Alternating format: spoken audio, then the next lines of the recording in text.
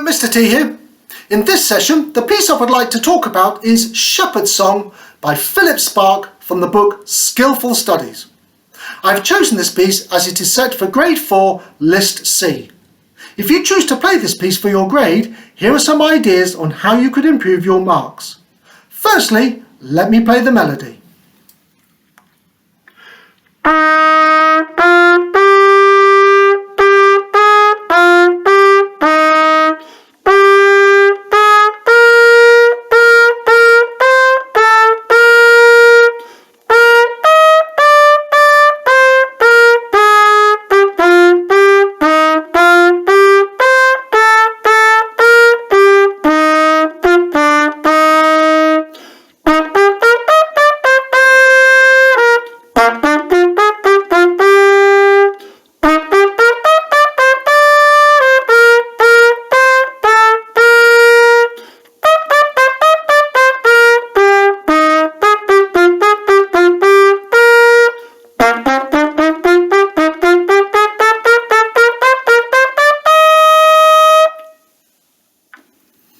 Yes, I agree with you. Not very interesting, not very musical, and I think if I was a shepherd, I wouldn't want that song sung to me. So how can I make it more interesting and more musical? The 4 points I will cover are tempo, dynamics, articulation, and musicianship. Firstly, tempo. Two things to notice about tempo.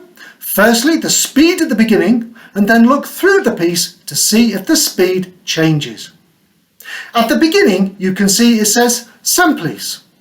The first thing to notice about this is that it is not a tempo indication, but a style reference. It means, as you may well have guessed, simple or simply. So what is the speed? Well, that's for you to decide. What do you think will be a good speed? I'll play the first 8 bars.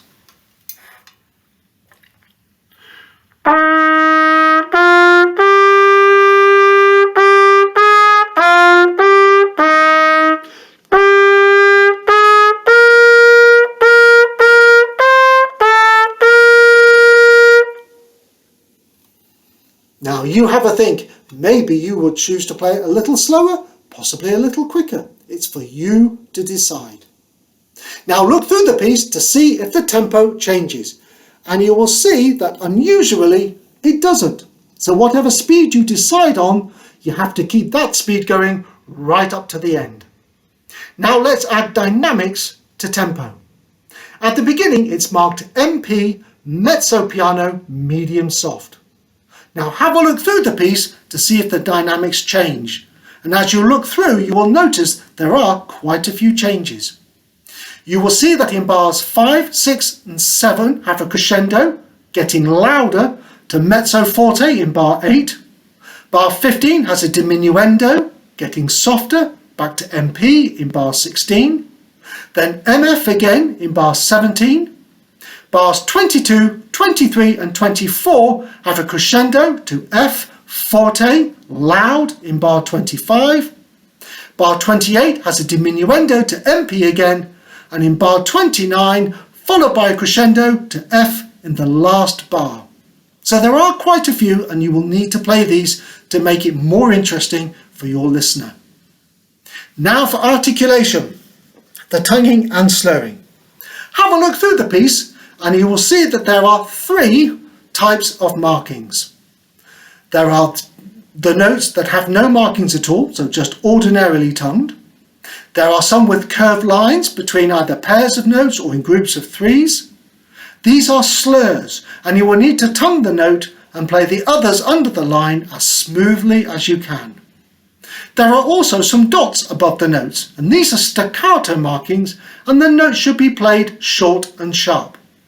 I'll play from bar 13 to 20 so you can hear what is meant.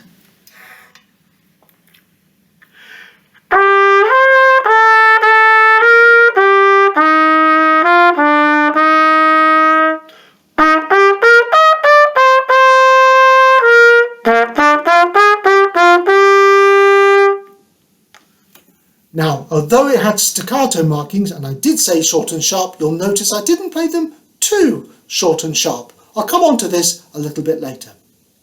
Lastly, now that we have tempo, dynamics, articulation, it's time to think about musicianship.